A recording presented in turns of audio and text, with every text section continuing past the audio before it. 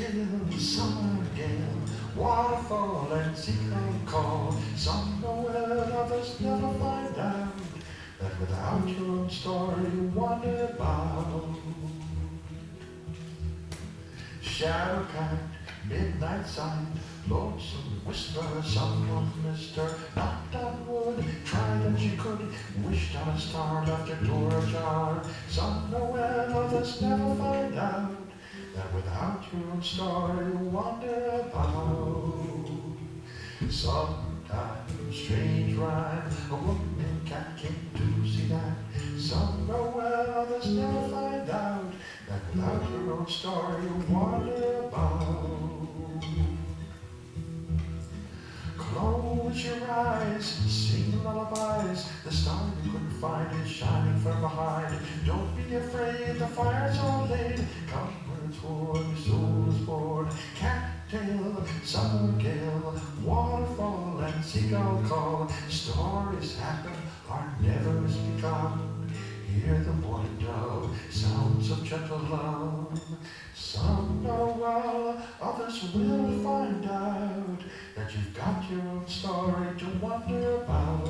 Cattail, summer gale, waterfall and seagull call. Cattail, summer gale, waterfall and seagull call.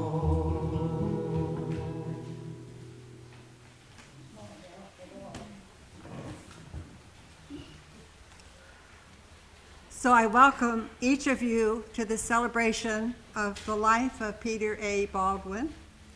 We have gathered here this morning not only to grieve the loss of the unique and wonderful person, Peter Baldwin, but to come together as family and friends to celebrate Peter's life and the many ways that he touched each of us. At such a time as this, may the various faiths which sustain us separately come together in a harmony which acts across all creeds and opens each of us to the mystery and love that bounds throughout all of creation. Though we will mourn, for mourn we must, let this also be a time for remembering Peter, affirming the life he lived. Let this then be not so much a time for brooding upon his death, but a time for celebrating a human life, the life that was Peter's. For each of us present here now, Peter was an important part of our lives. He was dear to us, and we have gathered to show our love and respect for Peter. And we have come together to show our love and respect for Peter's family, especially for Carolyn, his wife of 67 years. We love you, Carolyn. You know that. We come to support their adult children, Sarah, Rob, Judy, as well as their spouses. Let us as well hold in our hearts Peter and Carolyn's 4 grandchildren, William, Flynn, Ryan, and Caitlin. Let us hold all in Peter's family in our hearts this morning, as we know their loss of Peter is sharp and deep. And so we come together to mourn, yes, but to celebrate, especially Peter and his wondrous life. It is right and fitting that we have come together, for a human life is sacred. It is sacred also in its ending. As part of our tradition as Unitarian Universalists, we light a chalice at the beginning of each of our services. I invite you, if you wish, to say the words for the lighting of the chalice, which you have in your order of worship. In the end,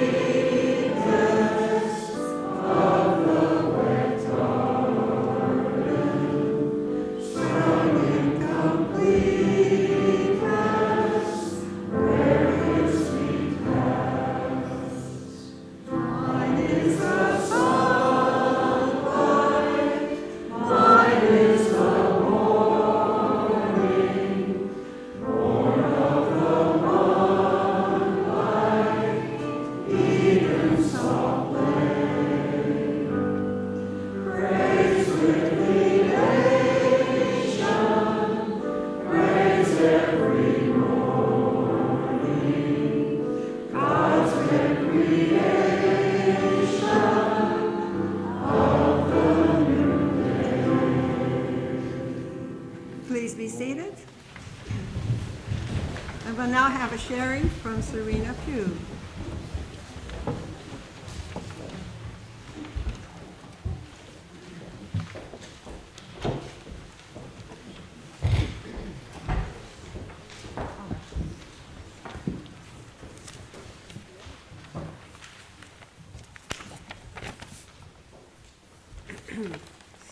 I knew Peter the best when I was a child, and I wouldn't have it any other way. He made me believe in the fantasy of reality and cast a warm glow on the future. Peter made the scariest stories laughable. He was just someone who everyone wanted to be around. A light in each life he entered, Peter was the dictionary definition of love and happiness. I wish we could have had more time with him, as he really was everyone's best friend. But I know he wouldn't want us to be sorrowful of his loss. Instead, he would want us dancing, singing, snorkeling in Loon Pond, and carrying his stories through our future generations. Here is to the man who brought the light we didn't know we needed and the love we forget we deserve. Peter's soul will forever live in the magical water of Loon Pond, the green grass on the rolling hills, the summer sunshine and the freezing wind of winter. He is the first flower you see in spring and the last leaf to fall in autumn. Peter will forever echo in the rocky earth of New Hampshire. Gilmanton is a part of him, and he will forever be a part of Gilmanton.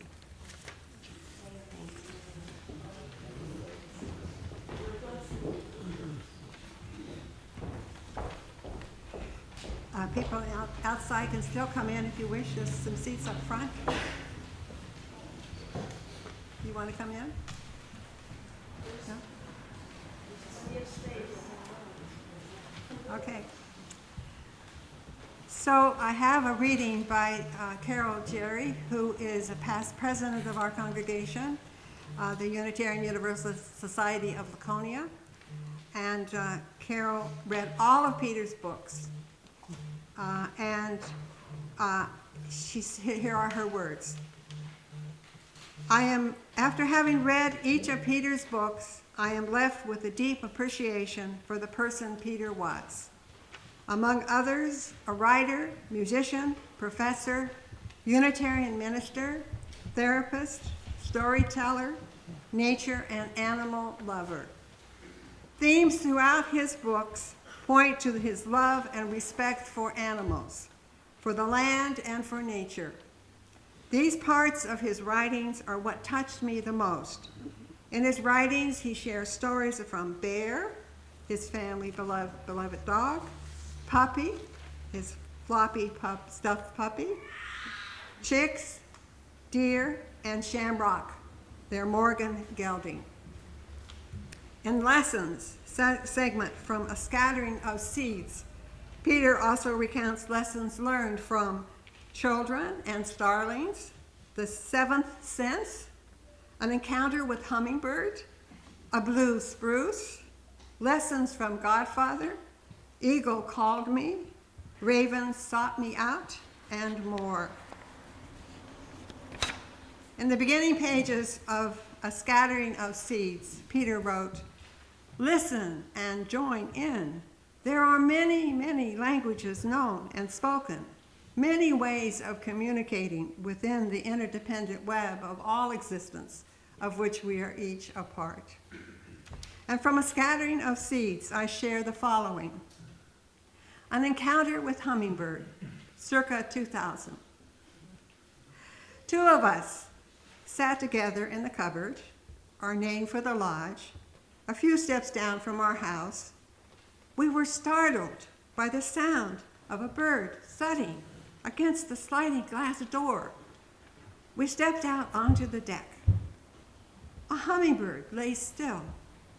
I gently picked up Hummingbird. We said nothing. It appeared to me that his or her neck was not broken. We waited patiently. The waiting patiently and the silence drew us into the deeps and unto the heights of all being. Hummingbird stirred. Hummingbird gradually rose to his or her feet. Hummingbird stepped onto my pointed finger. Hummingbird fluttered his or her wings. Hummingbird launched into the air.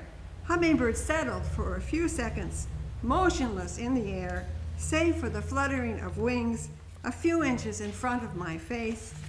Hummingbird flew off and returned to tarry before my face for a spell. I felt the fullness of our I-thou encounter and what transpired deeply between us.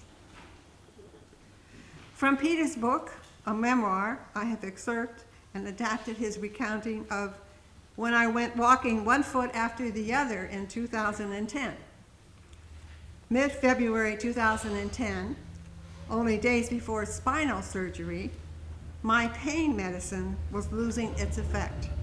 I took some meds. I'd be okay now for a couple of hours. When I left the house, I was thinking that I'd simply do a little walkabout, but proceeded, following one foot after another, into a major walkabout. The reason I was simply off for a little walkabout was that my mobility challenges counseled me against my joining my wife Carolyn's trek through the weeds, seeking from neighbors their signatures on a petition supporting an item at the town meeting warrant. The slow pace I could manage would dampen her pleasure. We have many things other that we enjoy doing together. I carry many memories of these woods from over the years, woods from which in 1984 I logged by myself 35 mature pine trees for the building of a new barn. Over the previous year, I logged oak to provide flooring throughout our house and cabinetry for kitchen cabinets. My wife and I have roamed time and time again through these woods, sometimes following the stone walls that bound our acres. Out of wonder, we visit from time to time an ancient ash tree with a 20-foot girth. We call it our great-grandfather ash. I like how my mother's family's origin was Ashworth. Now on with my walkabout tale. There were a few inches of snow on the ground. Had I known at the start that my little walkabout would lead to a much bigger walkabout, I might well have put on snowshoes and carried a walking stick. You shall see why. Maybe it was just as well that I didn't strap on snowshoes, for they would actually have hampered what occurred to me along the unintended way. My feet gradually led me around the cottage to see if it was all secure. It was. I then headed back towards my house in the old stone wall bound orchard. I looking westward across the field where our Morgan horses grazed summertime, looking towards the forest. My feet, one foot after the other, led the rest of me across the field and to the edge of the woods. Right now, at the edge of the wood, I feel my feet pulling the rest of me to go, quote, the old way, end quote. In slippery snow, given my mobility challenge, with no walking stick to steady and assist me to keep my balance? Insane. Sure, from a sensible, conventional point of view, yet marvelously compelling. Can't you just hear him say that? Yet marvelously compelling. I began to move slowly and carefully down into the forest, from which we had harvested core wood for our wood stove, as well as oak for our floors and cabinetry. Being mobility challenged forces me to advance slowly and carefully. This was to my advantage, this moving slowly, such that I was, quote, seeing, end quote, rather than merely focusing on the forest floor, that I was seeing the trees around and above me as I proceeded, moving down into the woods very slowly and carefully so as not to slip in the soft snow and fall headlong out of control. Help me now to take in and blend into everything about me. Without a walking stick to steady and assist my movement, I looked to small saplings to hold me steady and secure my foot-by-foot advance. I greeted these saplings as kin and thanked each one of them for their help. I was talking out loud to the trees, saplings and stepping stones, recognizing each and all as a whole within which I had my being. Here I was at home. Here I experienced myself as a part of all being. I felt the behind appearances, the being within which I sensed my own being. From early on along this trek, I came to and joined deer trails. I followed them to where they had and would again paw up the snow and get at acorns. In doing this, they had pawed leaves to the surface. I talked to the leaves as my kin. I said to the leaves, I am a leaf of my own. I was born of the tree of life. I have had my unfurling, my fullness, my giving to the world, as you have provided color, beauty, oxygen, and absorbed carbon dioxide. You have absorbed this toxicity. As each one of you has gradually faded in your own time, as you have let go and fluttered to the ground, perhaps with the assistance of the wind, so in my letting go, I too may need assistance. As I am, in my own form, a leaf, how can I possibly separate myself from you in indulging in fancies of being preserved as I know myself? This would be to separate myself spiritually from you and all other things and beings within being. Peter's recounting of his short turn to major walkabout ends this way. Had I not bushwhacked revisiting the old way through the wilderness, had I followed the easier way, the thoroughly welcomed optional way, the way Carolyn and I had in past ridden our Morgan horses, I would have missed the experience of blending in, morphing with, returning to my senses, finding myself out once again, not as apart from, but rather integrated within the web of all being. What a wonder. Carol concludes her sharing with us this morning. Peter signed my copy of his book, A Scattering of Seeds, like this. To Carol Jerry, who will understand that there are seeds scattered this way and that, even some on the path. Peter Baldwin, who doesn't always color within the lines. Thank you, Peter, for your thoughts, for your writing and teachings and wisdom, for the tears which well up in my eyes while reading your writings, for coloring outside of all the lines and making me smile. Thank you, Carol, for your sharing. And now we'll have a song, Wearing My Long Winged Feathers. If I can belt it out. Welcome to Peter Baldwin's celebration of life and of flight. So in that respect, we will sing a chant, and I will sing it once, and then I will ask you to sing along with me, and if you're really daring, we could do a round. But we'll start with the chant. Wearing the long winged feathers as I fly, wearing the long winged feathers as I fly, I circle around the boundaries of the earth, the boundaries of the earth. Wearing the long winged feathers as I fly, wearing the long winged feathers as I fly, I circle around the boundaries of the earth, the boundaries of the earth. You around?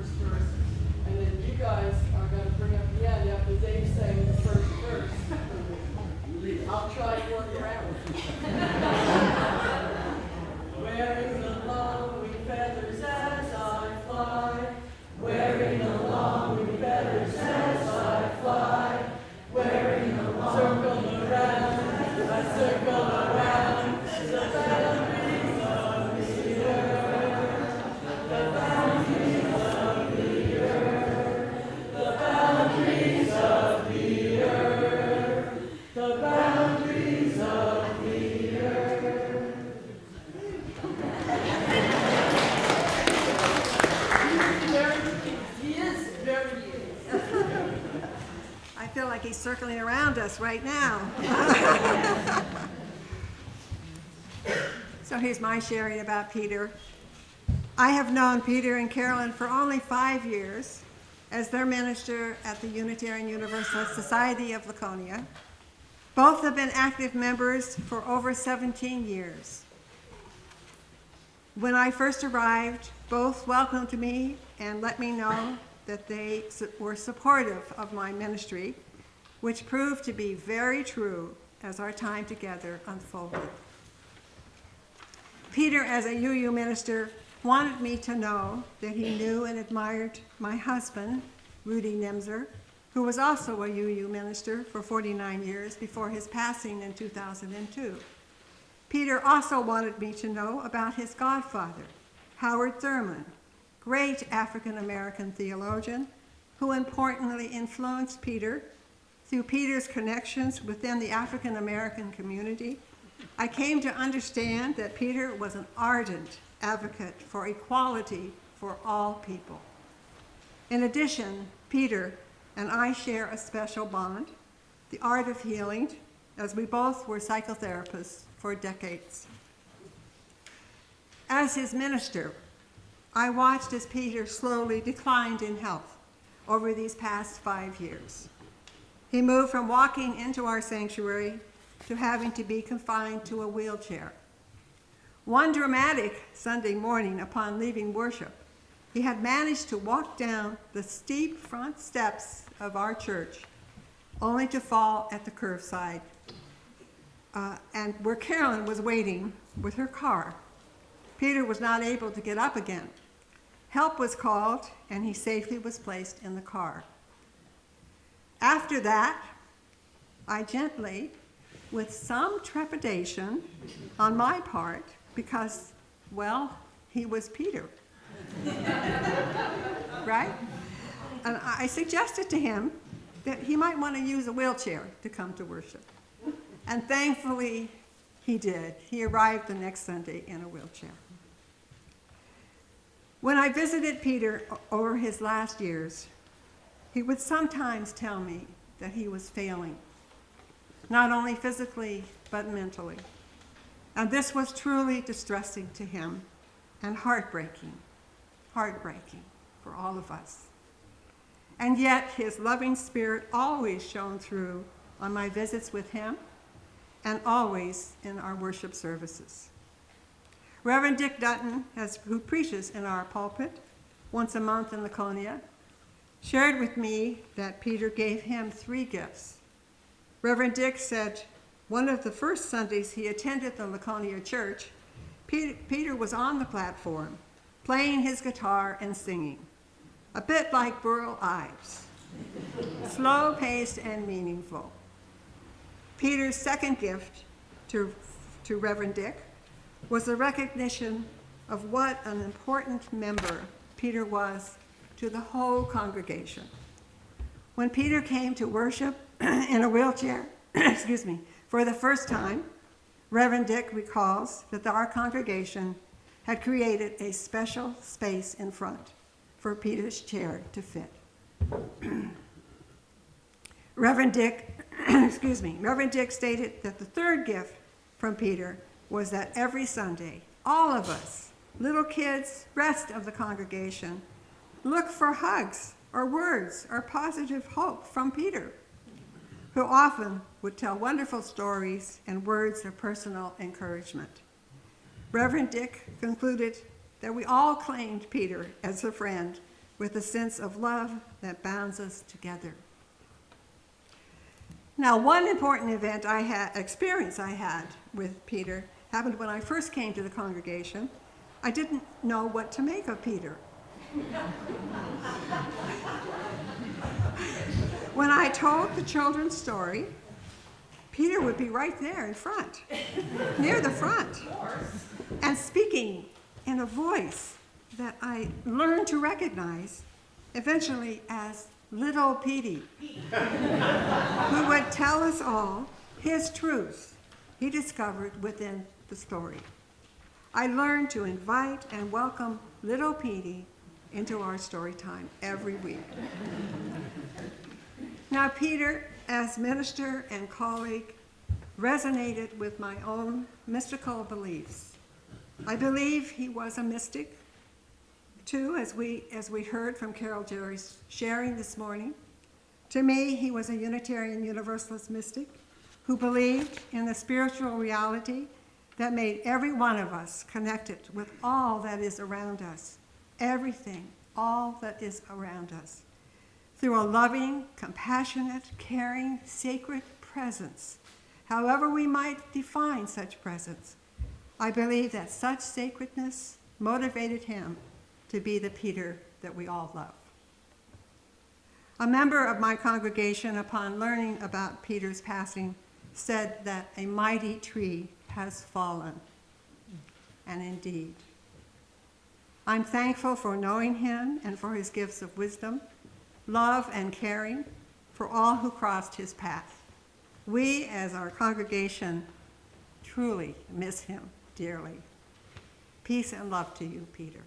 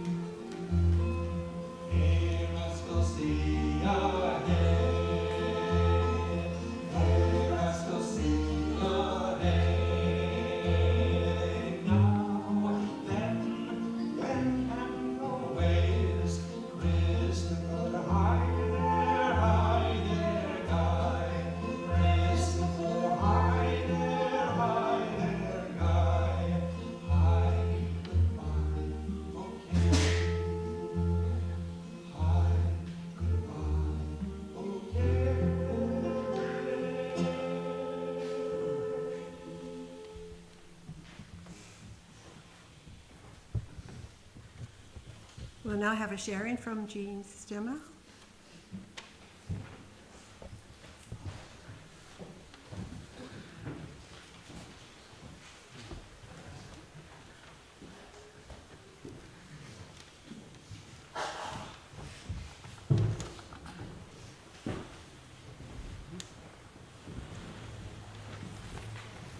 I can feel Peter in the room. He is definitely circling around because there's no way he'd miss this.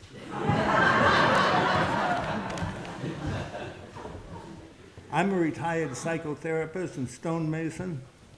Peter, on top of his many other accomplishments, was a supremely gifted therapist and educator, beloved by both his colleagues and his patients, whose horizons he helped to expand.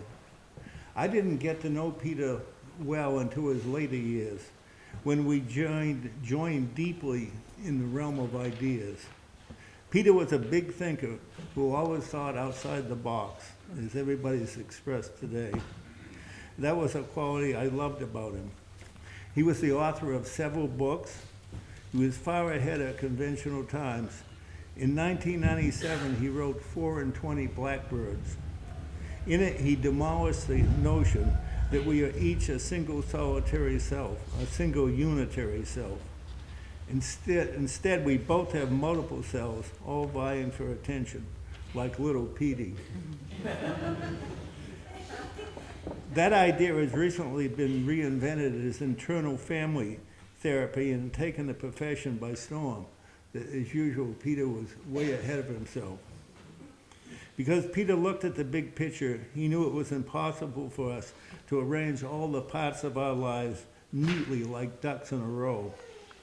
He was a visionary like the poet Walt Whitman, who wrote in his poem, Song to Myself, "Do I contradict myself? Of course I contradict myself. I am large, I am multitudes." Peter was like a rhizome, the complex underground stem of a mushroom.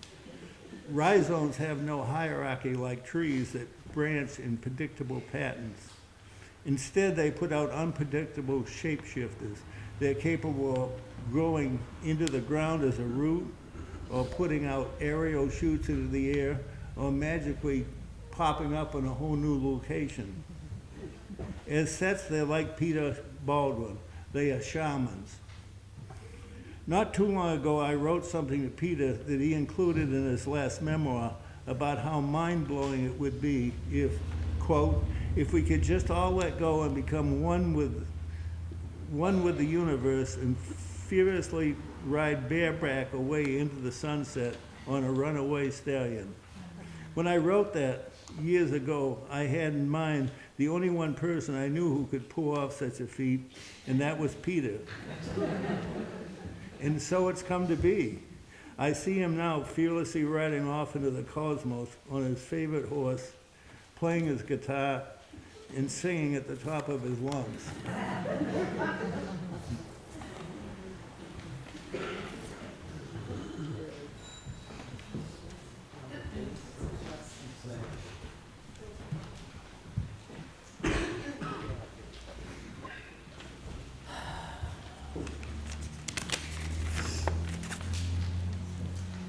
My wife gave me this morning, just in case.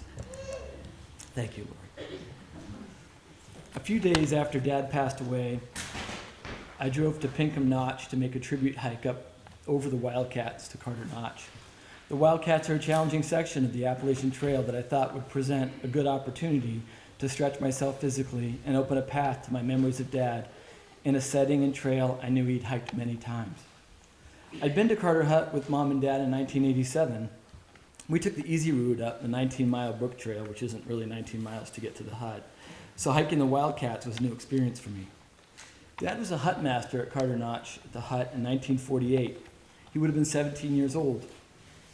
There was a part of Dad on those trails that I needed, told you, very much to connect with as part of my grieving process. The view from Wildcat Summit of the Carter Hut is beautiful, but if you've ever hiked that way to Carter, you know that you have to earn it. As Dad always liked to say about things that are hard yet rewarding to do, it was worth the bother. And the long ascent provided an amazing opportunity to reflect on Dad's life from a vantage point I knew he cherished. Growing up as Peter Baldwin's son was a journey of the mind, body, and spirit.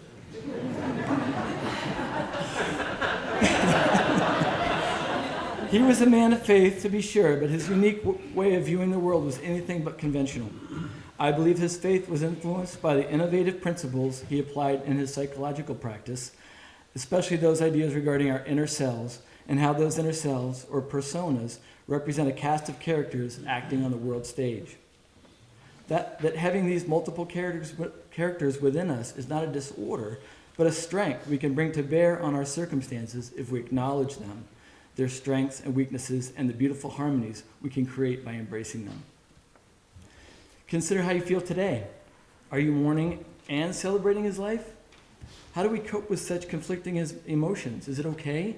that we feel them both at the same time? Of course it is. I embrace it. I cry tears of sadness for Dad's departure from this world, but also cry tears of joy to have experienced Peter Baldwin in my own life. Dad would tell us at these moments, all the characters and personas that make up who we are combine in a beautiful way that makes us uniquely human. If you were lucky and remained open to it, you experienced many of Dad's characters in your relationship with him. Most folks got to know a couple of the personas that made up Dad's 4 and 20 Blackbirds. As one of his children for 57 years, I think I got to know almost the whole team. It wasn't in my plans that day that I climbed the Wildcats and descended the notch to the Carter hut to actually stay overnight at the hut. But as I approached the overlook with Carter Hut nestled in the valley, Dad's AMC Hutmaster spirit animal was channeling me hard. Peter Baldwin was guiding my path, and I gave him the wheel. He wanted me to spend the night in the hut, and even without a reservation, a sleeping bag, or even any money, Dad made it happen. Dad kept me company the entire day and into the evening as the hut crew presented their demonstration of the use of the backboard pack used for the weekly provisioning runs back to the trailhead and into North Conway for supplies. I tried the pack on for size during this demonstration and was told that it very well could have been one of the same packs Dad would have used back in 1948. The pack became a physical medium of his memories. I was transported back 70 years as I tightened the straps and sauntered about the hut, playing out what must have been like for a 17-year-old Peter Baldwin. I still get goosebumps thinking about it today. Recently, Lori and I traveled to Idaho to attend a wedding. We included a couple of days' trip to Yellowstone in our travels. Heading back through the Tetons and across southern Idaho to our wedding destination, we passed many fields of barley and wheat. Seeing the combines kicking up the chaff across a sea of gold reminded me that Dad had jumped a freight train in his 20s to seek work one summer in Wyoming. Dad had shared that story with me when I was in my teens, and of course it influenced my adventurer persona as part of my team of characters. We had a fun exchange one day, Dad and I. During the last year of his life, when Dad was relegated to a hospital bed or wheelchair at Havenwood, I spent many hours with him reading aloud the books he wrote about his own life, listening to the music he composed and recorded, and reflecting on our adventures together. We also had fun reading books by other New Hampshire authors like Donald Hall and Rebecca Rule. We had a fun exchange one day about a quote from Donald Hall's book, Essays After 80, in which Hall refers to his daily routine during the summer and fall of watching Red Sox games every night, sharing that everyone who concentrates all day in the evening needs to let the half-wit out for a walk. I won't spend any time here reflecting on any of the half-witted things Dad and I might have done over the years. But needless to say, when we read that passage, we both knew there were times along our journey together where we had definitely let the half-wit out for a walk. We actually formed a club based on those times, and I won't name now because we're in a church where Dad, his dad, and his dad's dad all perform sermons. And I'm sure are all present now in spirit to assure that I keep it clean. Check in with me at the barn at the reception, and I'll share those with you on a personal note. Dad's deep sense of empathy and the way he exercised that empathy in words and deeds provided the best kind of modeling for his kids. His accomplishments, documented in the obituary you have in the order of service, tell an amazing story. There are so many more that I can share of living the kind of life Dad sought in New Hampshire. The fall and winter he and I spent volunteering to rebuild Harvey Bergeron's farm after a devastating fire threatened Harvey's livelihood. The hundreds of hours Dad and I spent together working on Pancake Hill to bring in cordwood. Spring maple sugaring and boiling on flat pan behind the Kelly farm where Dad worked for Charlie Kelly when he was a kid. Trail riding his beloved horses through the woods of Gilmanton, his legendary backflips off the third and highest deck of the Gardener's Cove raft, and teaching me to swing on birches during breaks from lumberjacking are just some of the memories I carry with me every day. I am deeply saddened to see Dad leave us, but I also affirm today as a celebration of his life, the life he gave me and my sisters, and the example he set for us and the many other people of this community during his lifetime. Dad's spirit lives on. I encourage everyone who got to meet the many characters, personas, that were part of Dad's cosmic self to reflect not only on his memory, but also on how that memory might have influenced your own personas. Embrace them, name them if you want. Let them out for a walk. Explore how their lens on the world influences your own story.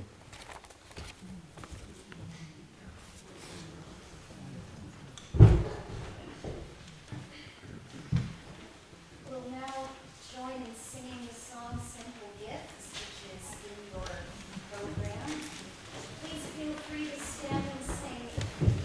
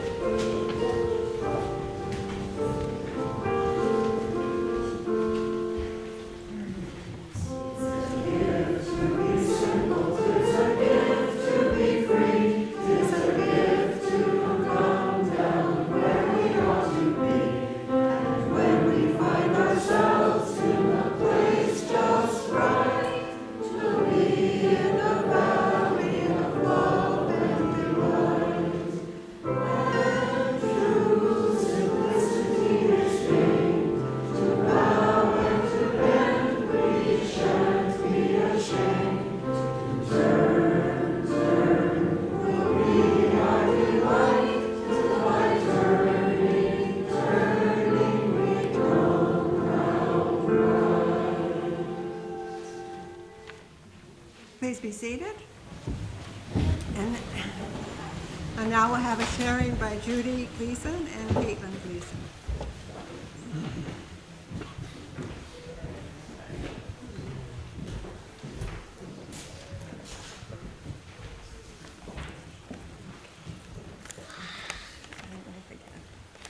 I want to thank everybody for coming. What's the definition of a dad? Most would say it's the one who created the child. I'm not sure if I agree with that completely. A real dad's the one who raises the child.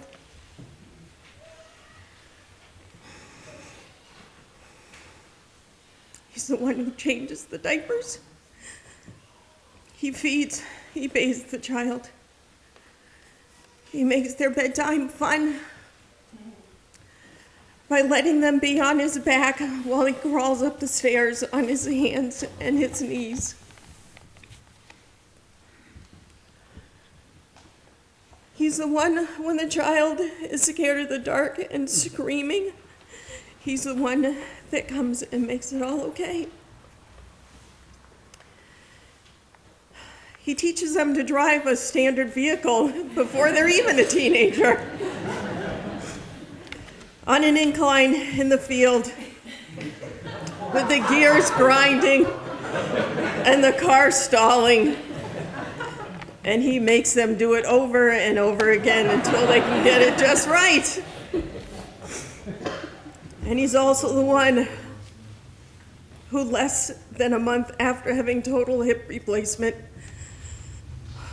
walks his daughter down the aisle on her wedding day because he's determined to be there for her. And that's his job. A dad is always there for advice, love, support, and above all, love. That was Peter Baldwin, who chose to become my dad when I was 8 months old, proving blood doesn't make you a dad. Being a dad comes from the heart. It's the best dad ever. He was.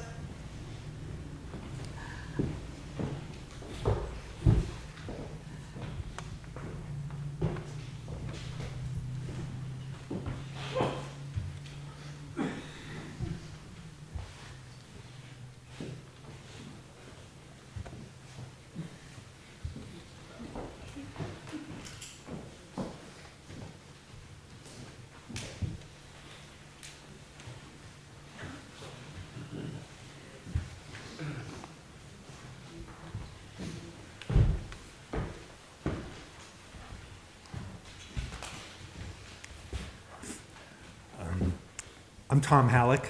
I met Peter, Carolyn, Sarah, Robbie, and Judy in 1967 when Peter became director of senior high session at Rowe Camp.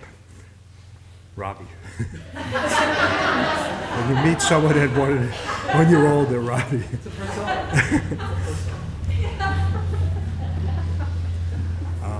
I was 16 and I was one of several campers who had been chosen to plan the coming season. We were called the Camp Spirits. A few months before camp started, we all met with this new director to do that, and we also weren't quite sure what to make of him at first. Peter asked us to tell us what this camp was about, and then he asked again, and he asked again, listening intently. He really wanted to know what it meant to us, what made it special. He listened, probed, and helped us find the words to express it. And despite being a minister and a therapist and a professor, he didn't make the assumption that he knew the answers to those questions. He knew the answers were within us, and he wanted to hear them. My previous life experience had been with teachers and ministers and scout leaders and parents who tended to direct and judge and correct. This was new. Peter challenged us to imagine the world we wanted to live in, if only for a month in the summer, and to bring it into being. As an adult religious leader, that was a big risk for him. He trusted us, and we loved him for it. I felt heard and seen and affirmed by Peter in a way I never had by any adult. That summer at Roe, in the midst of the exciting new program we developed, my girlfriend called to say that she thought she was pregnant. Scared, confused, and ashamed, I told Peter. In that pre-cell phone era, Peter had a pair of walkie-talkies for emergency use. He gave me one, and he kept the other. He told me to call as soon as I knew. When the call came from my girlfriend that she was pregnant, I called Peter, who immediately left the meeting he was in to be with me. Roe had these two old yellow school buses we used for field trips, and Peter was often the driver, and I think being a mystic probably served him well in that job. So we sat in one of these buses and talked for hours in a way I'd never talked with anyone before. Peter asked about my relationship with my girlfriend and what would be best for us, about my relationship with my parents and how to talk with them, and about how to make such a profound decision. Peter helped me know my heart, find my voice, and make my first difficult adult decision. He was with me in a way I'd never experienced before. To have an older male treat me that way changed my life. Peter modeled a warm, emotional, spiritual, playful manliness that was so different from the styles that I'd known growing up. I think he found that soulful and compassionate way of living by facing and embracing all that he found within himself. In his book, 4 and 20 Blackbirds, which has come up a couple times already this morning, he wrote about this. He told the story of seeking counsel from his godfather, Howard Thurman, a chaplain and mentor to Dr. King. Peter was unsure which path to take in his life. He'd been a hut master in the White Mountains, a musician, and was drawn to both the ministry and psychology. Peter wrote that Howard sat a while and then said, "Peter, think of yourself as an innkeeper. It's winter, and you have a fire, so the hearth is a warm place for a gathering. Think of your interests as night visitors who come one by one to the door and knock for entry. When you hear them knocking, welcome them in. Draw them to the hearth. Attend to their comfort. Introduce them to one another. You will not have to guide them in conversation. They will gradually find ways of conversing with one another. They will welcome you as their host, and they will grace your dwelling." Peter's ability to do this soul work, to welcome night visitors, to embrace as many selves, created a rich inner life that warmed so many of us. His way of being in the world opened up new pathways for me and many others. His love and presence graced so many of our lives. Thank you, Peter. You entered my heart 55 years ago and have been there ever since.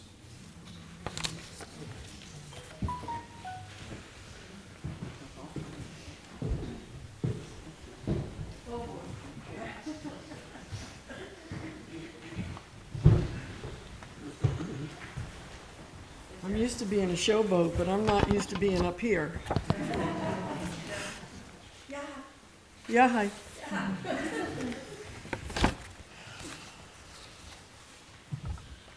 Wow.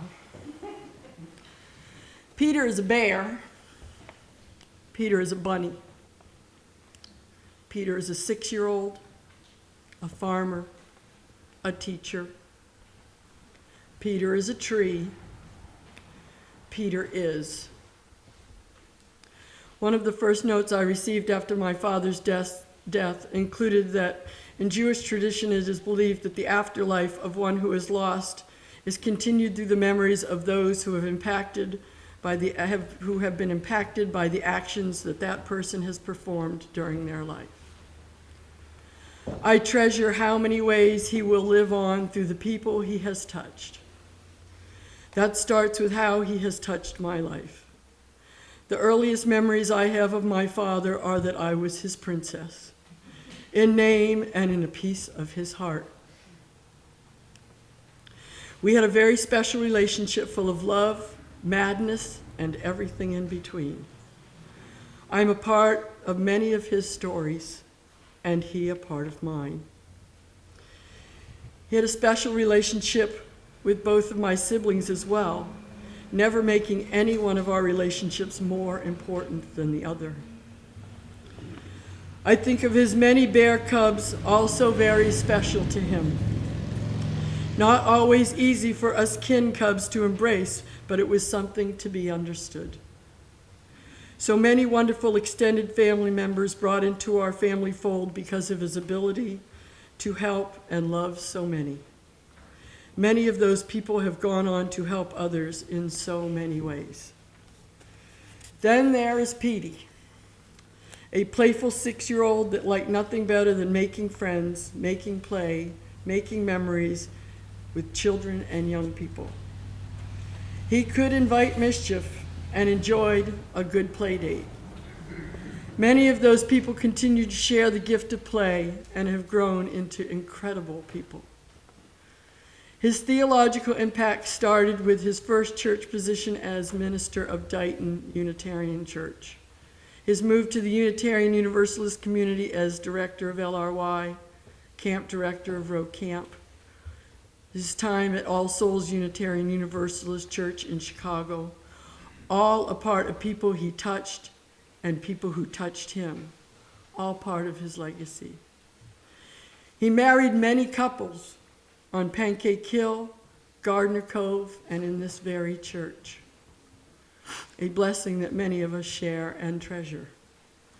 The neighborhoods and neighbors he embraced from our south side of Chicago home and back to his childhood summer home on Pancake Hill, the Kellys, the Hawkins, the Gilmanton Ballet Society members, the local farmers, all a part of his story. In his practice, there have been so many people that have shared with me how important his therapy and time spent with him were to themselves and their families. Lives were impacted and changed. His music so important to him and to others. As a young man at Middlebury, starting the group The Dissipated Eight, continuing his love of music with the Music Makers, writing songs that have touched so many and will continue to be cherished. As a teacher, New England College, Colby Sawyer, and then Antioch Grad School, he will be remembered by so many of his students and colleagues for his unorthodox way of teaching through storytelling and trance work. Doing projects like pairing elementary school students and college students in projects together, exploring town history and each other, or challenging grad students to do their own work before helping others are examples of how he challenged his students to explore life and themselves. Dear friends who had adventures with him that he would embrace for his lifetime. An example might be a Boy Scout camping trip comes to mind. If Roger Clark is here, he'll know what I'm talking about, but there was mischief. It wasn't Petey, though, because it had something to do with drinking beer. He will be remembered and loved as a grandfather, an uncle, a teacher, a friend. Peter is a song. a story, a lesson, a frolic, a play date, a sweet memory. We all have been blessed with the honor of continuing the life of Peter and his being. Thank you.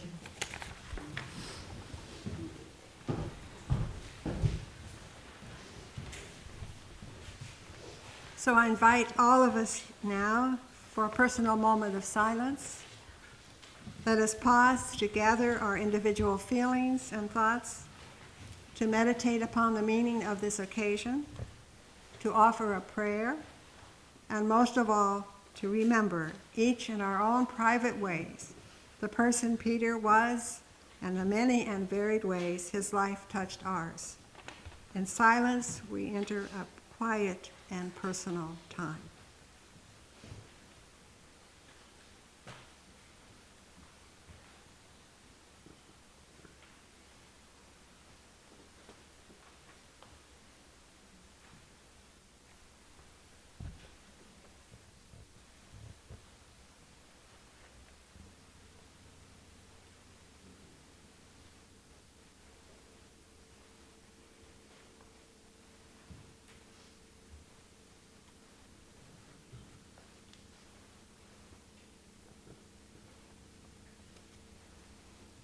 Amen, and blessed be.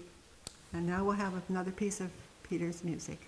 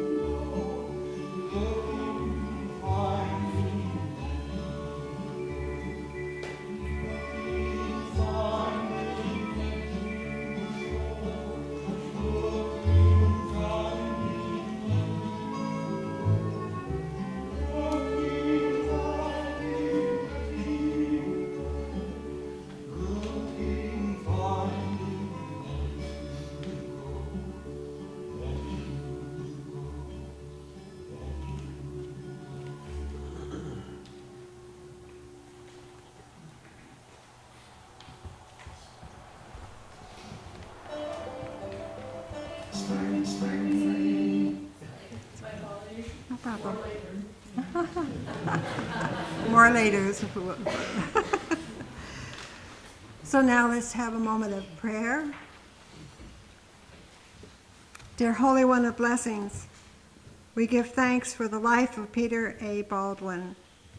We remember Peter for the person he was, though we can only know a portion of his world. He lives on through all he touched, the common life of which we are all a part. He especially lives on through those whose lives were intertwined with his life. We remember those who love Peter the most and feel his loss the most. Carolyn, Rob, Sarah, Judy, and their partners, as well as his grandchildren and his closest friends. And now, as we say a final farewell to one we hold so very dear, let us be comforted and trusting that Peter will continue in the spirit and in the love he manifests so generously. so willingly throughout his lifetime.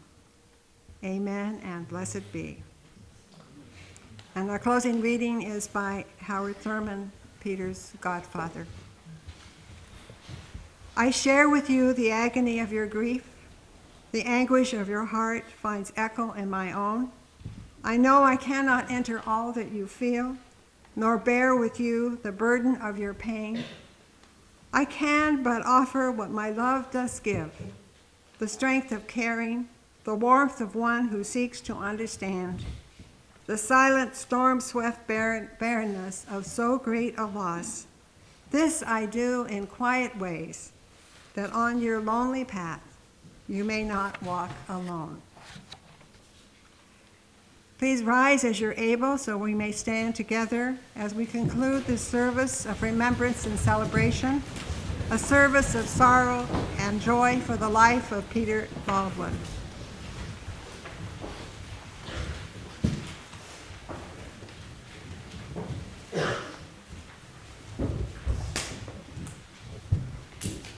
Our chalice is extinguished in honor of Peter. Spirit of life, be with us, give us peace of acceptance and understanding, and the assurance in all those things that never die, those things that pass from person to person, through the generation into eternity, especially love. In the spirit of love we have gathered, in the spirit of love we depart. So now our service is concluded, and you are invited to go to Pancake Hill for further on the celebration. 113 Pancake Hill. And we'll now have our postlude with Skip Herbert out there. Go for it.